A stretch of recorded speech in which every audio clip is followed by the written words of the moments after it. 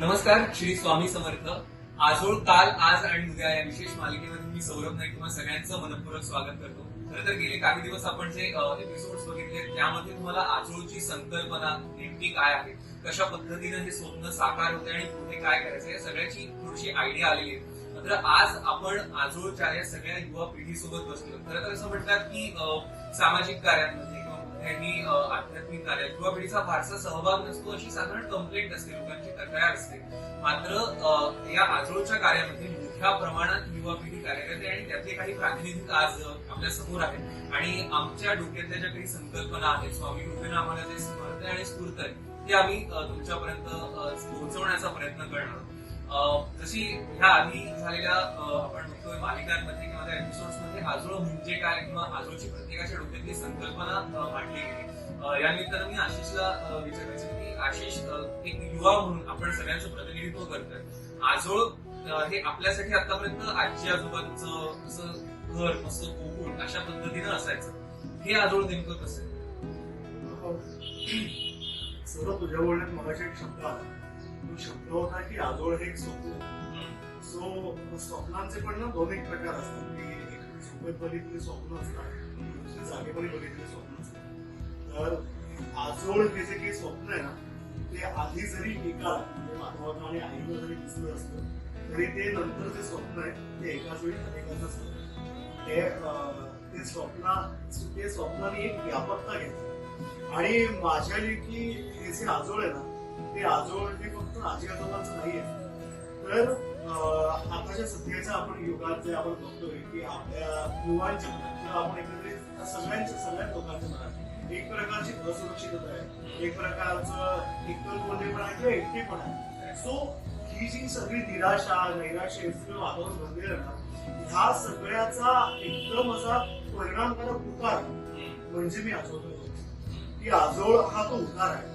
आजोळ हे त्याच्यावरचं औषध आहे आणि आजोळ हे त्याच्यावरचं उत्तर आहे की तुम्हाला एक मोकळा श्वास घ्यायला आजोळ एक मिळेल. त्याच्यानंतर तुम्हाला नवी उमेद आजोळ देईल. आजोळचं कार्य तुम्हाला एक नवं बळ देईल. आणि आपल्या समर्थांची एक ओळी आहे की सामर्थ्य आहे चळवळीचे दयाचे, परंतु तेथे भगवंताचे अधिष्ठान पाहिजे. सो हे जे चळवळीचं सामर्थ्य आहे त्या सामर्थ्याच्या मागे जे अधिष्ठान लाभलेलं आहे ते अर्थातच आपल्या स्वामींचं आणि आपल्या सगळ्यांचं सद्गुरू महाराजांचं यांच्या प्रेरणेने आणि त्यांच्या कृपेने त्यांनी हे त्यांचं स्वप्न म्हणून आपल्याला दिलं. आणि आपण आता त्यांच्या स्वप्नाचा हा जो स्वप्नपूर्ती प्रवास आहे तो आपण करतो असं मला हे आजोळ आजोळ जेव्हा ऐकलं होतं तेव्हा म्हणजे मी जेव्हा या परिवारात जॉईन झाले तेव्हा आजोळचं बऱ्यापैकी काम झालं होतं आणि मठाचं काम सुरू होतं आणि तेही आता पूर्ण झालेलं आहे. पण मी मागे माधव काकांच्या बोलण्यामध्ये हे ऐकलेलं, आपण आजोळची संकल्पना ऐकली तिथे आजी आजोबांना काय मिळेल, काय आवडेल, हे कसे अगदी आपल्या घरासारखं समजून राहतील. आपण त्याला वृद्धाश्रमही म्हणत नाही, ते आजी आजोबांचं घर असंच आपण त्याला म्हणतो. या माधव काकांच्या बोलण्यातून असं वाक्य आलेलं की इथे येणाऱ्या प्रत्येक आजी आजोबांना आपला शेवटचा श्वास आजोळच्या भूमीत घ्यावा असं वाटेल. ते वाक्य मला इतकं लागून गेलेलं ना की म्हणजे आपण जगायचं कसं हे सगळं तर बघतो, पण आपला शेवटचा श्वास कुठे घ्यावा हे जे वाक्य होतं ना ते खरंच लागून गेलं. आणि जी आपल्या परिवाराची जी वाटचाल सध्या सुरू आहे म्हणजे आपलं आजोळचं बांधकाम, स्वामी मठाचं बांधकाम, जेव्हा मी गेले होते पहिल्यांदा गुरुपौर्णिमेला गेले मी, तेव्हा आजोळचं भूमिपूजन झालेलं आणि त्याचा पायाबंधन झालेलं. कट्टू मी जेव्हा नेक्स्ट टाइम गेले तेव्हा त्याचं काम वरपर्यंत आलेलं. कट्टू थर्ड टाइम जेव्हा गेले तेव्हा पूर्ण मोठं होतं. त्यामुळे असं ते 3 टप्प्यामध्ये कट कट कट असं ते पूर्ण संपूर्ण ते चित्र समोर उभं राहिले. आणि आजोळचं सुद्धा काम आता त्याच पद्धतीने खूप वेगाने पुढे चाललंय. जशी मदत येत जाते, जशी लोक जमत जात आहेत, जोडतायत आपल्या कार्यासोबत, तसं हे काम हळूहळू पुढे चाललंय. आणि असंच जर लोकांचा पाठिंबा राहिला तर लवकरात लवकर आपण आजोळ आपलं तितक्याच जोशाने हे सुरू करू आणि हे कार्य पुढे जाईल. कारण आजोळ खरं सांगायला माझ्यासाठी कसं आजोळ हे म्हणजे सर्वसामान्य आपण ना म्हणजे युवा पिढी सध्या आपण करिअर मध्ये विशेष सध्या असतो पण ना एक कुठेतरी राहिलेलं असतं मी नक्की काय करते म्हणजे मला कुणासाठी काय करायचं ठीक आहे प्रत्येक आपल्या कुटुंबासाठी करतोच पण मग मला आता नुसतं कुटुंबासाठी काय मला काहीतरी वेगळं करायचं आणि हा विचार सतत कायम डोक्यात होता पण ना ते नाही मिळत म्हणजे आपल्याला प्रत्येकाला वाटतं की नाही मी जाऊन ह्याला मदत करतो त्याला मदत करतो किंवा मलाच असं जमेल दिसतं पण असं असताना ना मी ह्या विचारात खरी असताना मी परिवाराशी तर जोडलो गेलो होतो तर म्हणजे तो क्षणच छान पण त्यानंतर परिवारात जोडण्याचं दुसरं जे ध्येय किंवा दुसरा जो उद्देश होता तो आजोळ आणि त्यातून ज्यावेळी मी ही संकल्पना ऐकली की अरे मग मी परिवाराशी का जोडले गेले याचं मला काय की हा माझा जो विचार होता की मला काहीतरी समाजासाठी आपण कोणीच नाही कोणासाठी काहीतरी करणार आहे पण स्वामींनी आपल्याला का उपयोग केला का कारण आपण कुठेतरी छोटासा दुवा बनवू शकतो काहीतरी आपण देणं देऊ शकतो आणि त्या रूपाने मला वाटतं माझ्यासाठी आजोळ आलं की त्या आजी आजोबांसाठी आपण काहीतरी करतोय असं काहीच नाही मला असं वाटतं आणि त्यात स्वामी परिवाराचा सगळ्यात छान मला वाटतो तो हे कुठल्याही साधारण संस्थेमध्ये किंवा वृद्धाश्रमामध्ये जेव्हा जातो आपण हे नको म्हणूया की खूप वाईटच परिस्थितीतून ते जातात नाही प्रत्येकाचं असेल जे काही पण इथे येणार इथे ते जातात त्यावेळी एका संस्थेमध्ये आपण एका वृद्धाश्रमामध्ये राहणार पण आपल्याकडे असलेला एक स्ट्रॉंग पॉइंट म्हणजे त्यांना आपला नुसतं वृद्धाश्रम नाही घर घर मिळालं पण आपला एवढा मोठा परिवार त्यांना ऑलरेडी तिथे आहे तो मिळणार आहे आणि तिथे जी लहान म्हणजे पतवंड म्हणू किंवा आपल्यासारखे नातवंड म्हणू किंवा मग अगदी त्यांचे बरोबरचे मित्र मैत्रिणी असतील किंवा त्यांची मुलं असतील आपण ऑलरेडी तो परिवार समोर ठेवला आणि मग आपण त्यांचं स्वागत करणार त्यामुळे ते ज्या वेळेला येणार म्हणजे ते ज्यावेळी आजोळ आपलं उभं असणार त्यावेळी आपण असे सगळे समोर असणार या हा आमचा परिवार आहे आणि तुमची आम्हाला गरज तुम्ही आमच्यावर आशीर्वाद किंवा तुमच्या शुभेच्छा घेऊन तुम्ही आमच्यावर येणार आहे आणि मग त्यातून आम्हाला तुमच्यासाठी काही करता आलं म्हणजे तुमच्यासाठी अगदी आम्ही पाण्याचा ग्लास आणून देऊ इथपर्यंत जरी करू शकतो तरी म्हणजे ती सेवा ती स्वामींनी घडून घेतलेली आमच्याकडूनची सेवा आणि त्याही पुढे बऱ्याच जणांमध्ये एक तर ठीक आहे हा परिवार मिळणार त्यासोबत कोकण जे आपण नेहमी ऐकतो त्या कोकणातल्या एका निसर्गरम्य ठिकाणी शांत म्हणजे कोणालाही म्हणजे अगदी आमच्यासारख्या अगदी युवा लोकांना जर वाटत असेल की तिथं जावं तर ते कोणालाही वाटेल तिथे जावं भले सेवा करा काही करा पण स्वतःचा आनंद शोधायला पाहूया पण हे आनंद जसं आता तुम्ही सांगितलं जर एखादं शुभ कार्य घडते किंवा काही चांगलं घडते तर त्याच्या मागे नक्की शक्ती असते आणि त्या शक्तीला ते कार्य त्यांच्याकडून घडून घ्यायचं असतं त्याच्याकडून ते घडून घेते तिथे ते कार्य त्या कार्य सुरुवात झाली माझ्या बद्दल आणि आम्ही तिथे गेल्यानंतर जेव्हा आम्ही परिवार झालो तर नामाशा वगैरे हे सगळं आम्ही त्यातून सुरुवात केली पण जेव्हा आजोळबद्दल माहिती मिळाली असं एक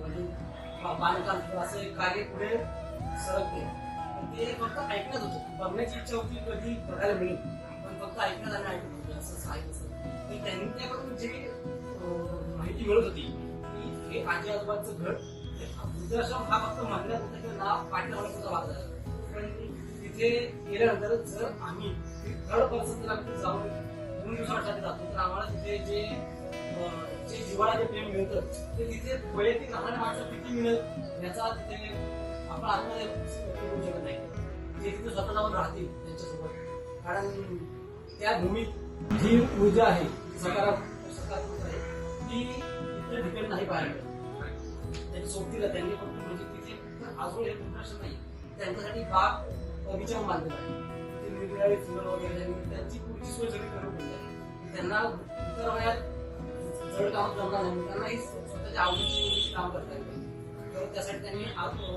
सेवा करण्यासाठी मठाचं बांधकाम झालेलं आहे आणि युवा पिढीचं सांगायचं झालं तर आता सध्याची पिढी ह्या दिशेने खूप कमी सरकते, पण एकदा त्या आजोमध्ये आलं तर ती युवा पिढी बदलल्याशिवाय राहणार नाही. जर तुम्ही त्याच्याकडून छोट्या म्हणजे लहान हे बच्चा पाठी म्हणून त्यांना जर आतापासूनच त्याच्यात आपण जर इन्व्हॉल्व केलं तर ते पुढे जाऊन नक्कीच पुढचा जो वर्ग असेल तो निराळा असेल, आणि तो आपल्याही कितीतरी पटीने पुढे गेलेला असेल. तर त्याच्यासाठी आपण त्याच्यासाठी आजोळ हे नक्कीच काम करतो. तर तू म्हणालस असं बघायची इच्छा होती. मला आता एक सडनली आठवलं 2019 मध्ये माणिक कार्कीची मला फेसबुकवर पोस्ट आली आजोळीची. म्हणजे मी माणिक कार्की कोण वगैरे मला काही माहिती नाही, पण फेसबुकवर सहज आजोळीची पोस्ट आलेली. तेव्हा आपल्या पहिल्या वास्तूचं आजोळीचं पहिलं बांधकाम चालू होतं आणि विहिरीचं ना तेव्हा नेमकं पाणी लागलं होतं. आणि ती पोस्ट जेव्हा पाहिली म्हणजे काय माहिती नाही, पण खूप तिथे जायची इच्छा झाली आणि कॉन्टॅक्ट कसा करायचा हे पण कळायला नाही, तर पण बघायची खूप इच्छा होती. आणि सडनली 2020 मध्ये स्वामी परिवारात जोडली गेले शीतल मार्फत, आणि तो म्हणजे सडनली त्या आजोबाबद्दल माहिती माझ्या इतके वाजता झाले की अरे नाही हे मी पाहिले, मी वाचले कुठेतरी. आणि ती जी आज या 2 वर्षात जी मी अशी भरभराट म्हणेन की ते आपल्या आजोबाची झालेली आहे ते इतके छान की असं अंधेरीवर सांगितलं की एकदा टप्प्यामध्ये हे काम सुरुवात झाली भूमिपूजन तर आपण स्वतःहून समोर पाहिले, तो सोहळा तर होताच. पण ते जे एक टप्प्यामध्ये आपण जेव्हा एक पाऊल पुढे जातो तेव्हा ते एक आनंद, एक समाधान, जर आपण कुणासाठी तरी काहीतरी करतो आणि स्वतःचा आनंद ते जर आपण सगळे बोलतो, स्वतःचा आनंद जोपासायचा असेल तर नक्कीच आजोबामध्ये येणं खूपच छान. आणि आशिष एकूणच सगळ्यांच्या बोलण्यात निघालं की जे मगाशी शीतल देखील म्हणाली की आजोळ किंवा इतर वृद्धाश्रम फक्त कदाचित म्हणजे सगळेच नाही पण एक 4 भिंती असतील, पण आजोळ त्या 4 भिंतींसकट परिवार पण देतोय. आणि जसं दादा म्हणाला की त्या सगळ्याला मुख्य प्रवाहात आणणं गरजेचं आहे युवा पिढीला सुद्धा. तर हे आजोळचं भविष्य आणि एकूणच त्यामुळे समाजाचं भविष्य हे निश्चितपणे मोठं आणि अधिक उज्ज्वल असणार आहे. पण आपण आतापर्यंत झालेल्या परिस्थितीवरती काय कशा पद्धतीने आपण इथपर्यंत पोहोचतो, पण एक युवा पिढी म्हणून आपल्यावर पण जबाबदारी. तर आपण पुढे काही असे उपक्रम करणार आहोत किंवा आपल्या डोक्यात काही संकल्पना असेल तर त्याबद्दल तू थोडं सांग. नक्कीच त्या संकल्पनांकडे जाण्याबद्दल मगाशी जे आपली कोणाचा जायचं लागलं आणि सगळ्यांना सगळ्यांना पण तो भाग आहे की म्हणजे आजोळची सुरुवात. सुरुवातीला मी पहिल्यांदा आजोळची जी आपली जागा आहे त्या जागेवर जेव्हा पहिल्यांदा गेलो होतो, मी आई होती, त्याच्यानंतर होत्या, माणिक होत्या, अशा 5 जण आम्ही घेऊन गेलो होतो की तोपर्यंत ना परिवारात एक आपल्या वारं वाहत होतं की आपल्याला काहीतरी करायचं आणि त्याच्यासाठी कारणीभूत ठरलं ती म्हणजे आई वृद्धाश्रमात गेली होती एका. सो त्या वृद्धाश्रमात गेल्यानंतर तिकडच्या जी वृद्धाची तिने अवस्था बघितली होती, सो ती कुठेतरी याच्यासाठी कुठेतरी एक मागे आपण म्हणतो ना की त्याला एक कुठेतरी एक असा ट्रिगर पॉईंट असतो की तो एकदा झाला की मग आपण त्याच्यासाठी सुरुवात करतो. सो त्याच्यासाठी म्हणून तेव्हा तो नेमका झाला होता. तिथे वृद्धाश्रमात गेली होती, तिच्या आजीची ती बोलली आणि त्या आजीची तिला बोलल्यानंतर कळलं की एखादी परिस्थितीची आहे ना की म्हणजे थोडीशी अशी दयनीय आहे. कारण त्या आयुष्याच्या एका टप्प्यावरती संपूर्ण जगलेली माणसं असतात की त्यांच्या आयुष्याच्या संध्याकाळी इतकी का अशी अस्वस्थ व्हावी, इतकी का त्यांना मरणाची वाट व्हावी, का मरणाची वाट बघत असावं असं तिला वाटलं. आणि मग त्यातनं मग आजोळच्या कामाला कधी सुरुवात झाली.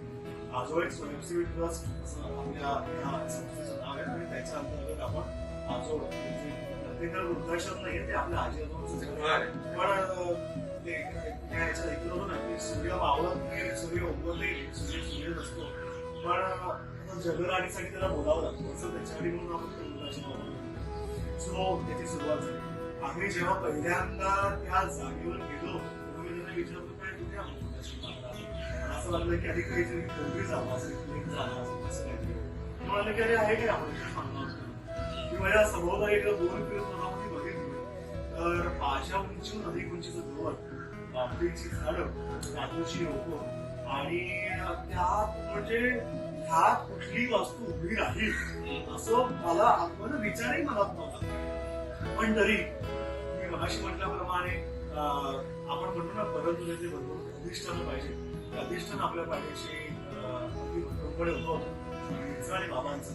सो त्याच्यामुळे ते झालं आणि मग हळूहळू आजोळ मधलं एडिटिंग जो बदल आहे तो होत गेला. सुरुवातीला काय झालं असेल सुरुवातीला कुठल्याही प्रकारची इमारत वगैरे काही बांधली गेली.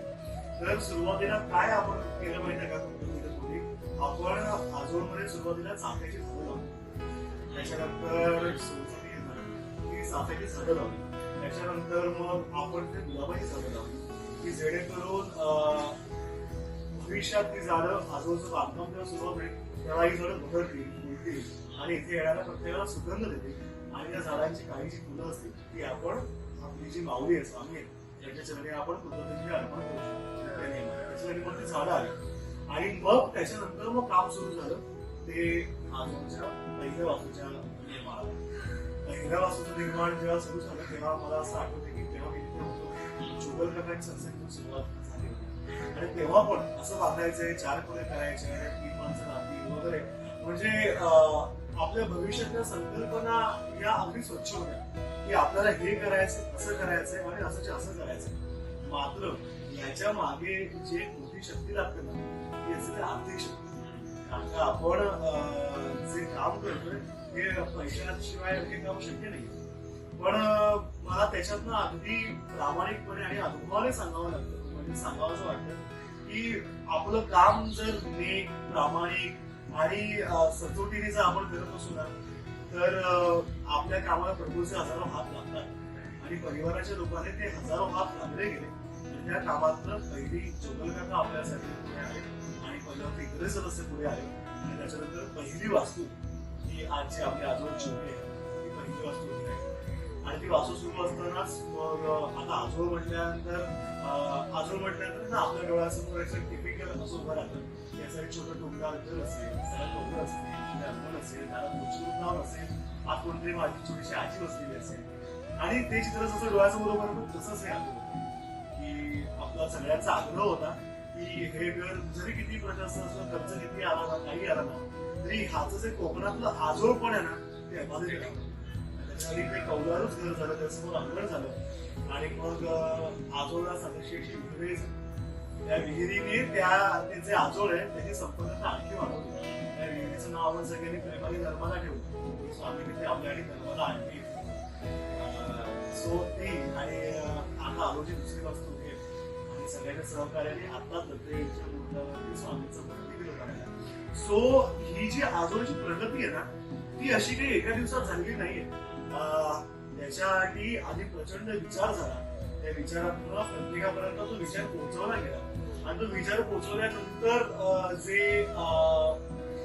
ज्यांना तो विचार पटला विचार रुचला ती जी लोक आहेत ना ती सगळीजण विचाराच्या मागे आली. आणि माझं असं म्हणणं ना सौरभ की ती लोक नुसती विचाराच्या मागे नाही आली तर ती त्या ध्येयाने झपाटून झपाटली आणि ते झपाटले पण ते मला अगदी बारावी असताना मिळालं. मी जेव्हा अगदीच त्याच्या उभारण्या होतो तेव्हा आणि गमत असं म्हणजे का आपल्याला कमीत कमी वेळा जर आपलं ध्येय जर मिळालं ना तर आपण ते साकार करण्यासाठी आपलं सगळी जी श्रम आहे ते वापरू शकतो. आणि मला असं वाटतं की आपल्या सगळ्यांचे आपल्यासोबत बाकीचे पण युवा त्याला दिसत नाही त्यांचं तेच आहे. आणि त्याच्यामुळे आता जरी सध्या आजोळ हे तू मगाशी भविष्याचा प्रश्न त्याच्यावर तुम्ही येतो की आता जरी आजोळ हे आजी आजोबांसाठी काम त्यांचं उपलब्ध नसतं ना तरी हे फक्त काम त्या आजी आजोबांचं नाहीये.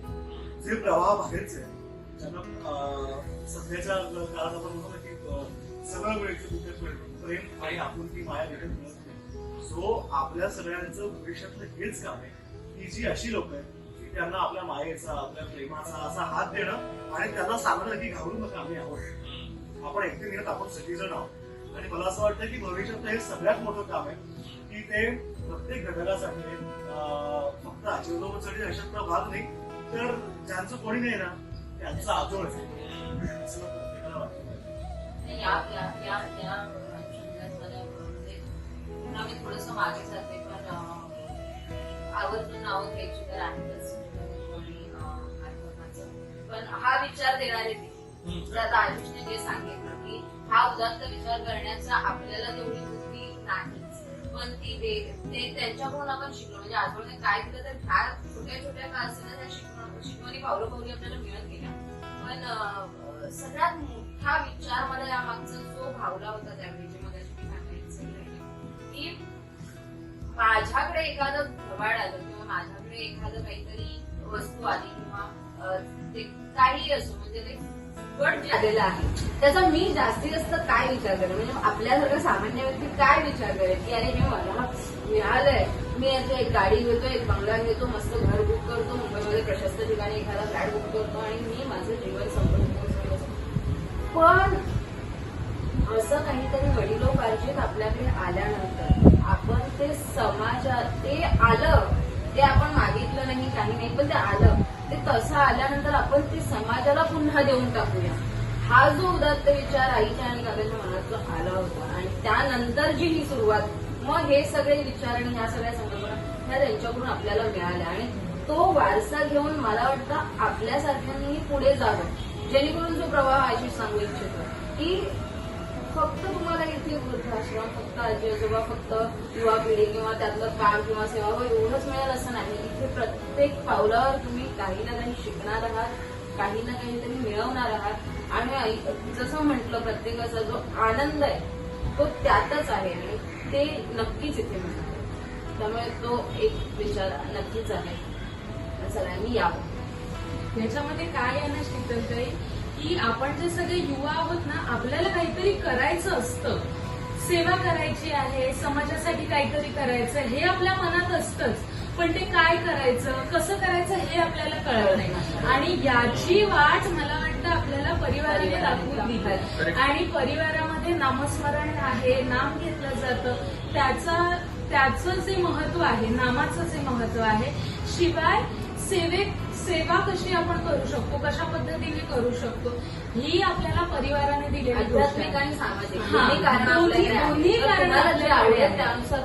आणि शिवाय हा एवढा मोठा परिवार आपण कधी विचारच केला नव्हता. आपणच प्रत्येक जण कुठले आपण कधी एकमेकांना भेटू असंही आपल्याला वाटलं नव्हतं.